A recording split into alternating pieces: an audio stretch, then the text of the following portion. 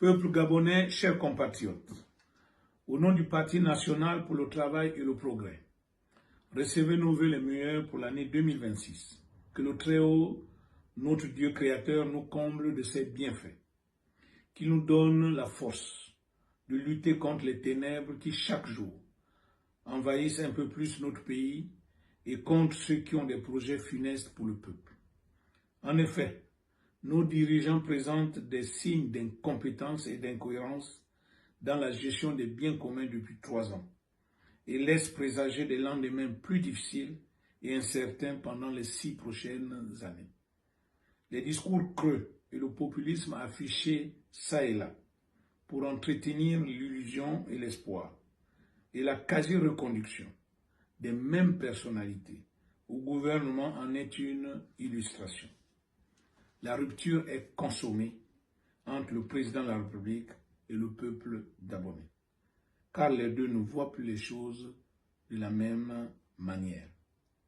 Là où les Gabonais ont vu l'échec de la CNOSER et de son président, le ministre de l'Intérieur, dans l'organisation chaotique des élections législatives et locales du 27 septembre 2025, le président de la République a vu la réussite totale en faisant du ministre de l'Intérieur, pour le remercier des services rendus, son vice-président du gouvernement. C'est la preuve que lorsque le peuple voit noir, le président de la République voit blanc.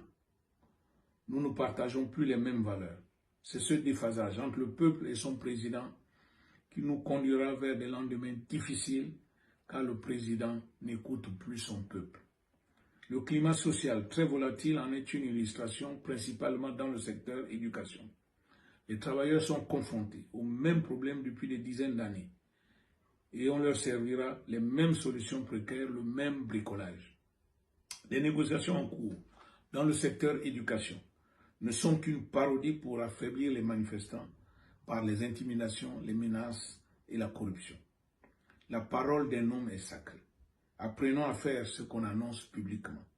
On nous a dit que le Gabon était riche, qu'il y avait de l'argent. Il est donc possible, dans notre très beau pays, d'avoir des situations administratives, des agents publics payés. Il en est de même pour les retraités. D'une manière générale, que le social soit prioritaire et que les dettes que le Gabon a vis-à-vis des entreprises, vis-à-vis de son personnel, soient payées. Nous n'aurons malheureusement rien de tout ça. Attendons-nous plutôt au partage du gâteau Gabon uniquement entre copains et coquins, car la politique actuelle est fondée sur l'obéissance et non sur la compétence. L'obéissance tue la compétence. L'obéissance détruit l'école et l'université.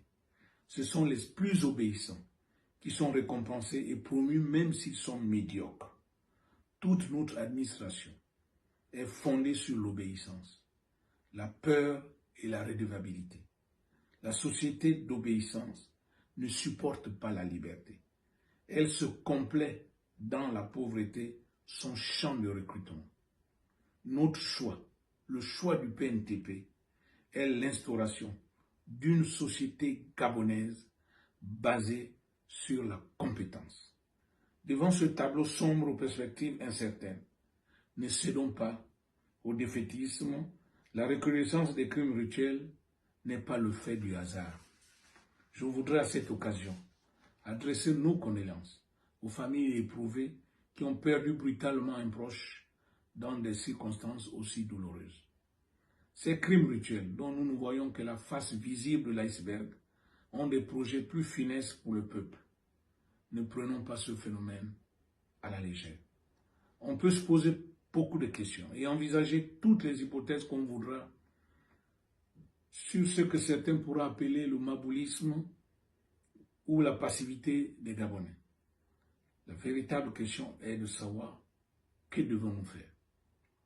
Il faut procéder au choix de votre leader, celui que vous pensez, selon votre intime conviction, est capable de porter votre combat sans trahison, sans reculade, lorsque ça va chauffer. Consentez ensuite à soutenir votre leader de toutes vos forces par tous les moyens. Étant moi aussi un leader, je reviendrai présenter notre plan d'action à ceux qui croient à la sincérité de notre combat politique, à notre intégrité et à notre détermination. La neutralité n'existe pas, car être neutre, c'est être co-responsable de la situation actuelle. Dans une réaction chimique, un produit neutre est un produit qui accompagne la réaction sans la modifier. La neutralité maintient les choses en l'état. Peuple gabonais, chers compatriotes, engageons-nous et faisons un choix, celui de soutenir la lumière ou les ténèbres. Que Dieu nous bénisse, qu'il bénisse notre très cher pays, le Gabon. Je vous remercie.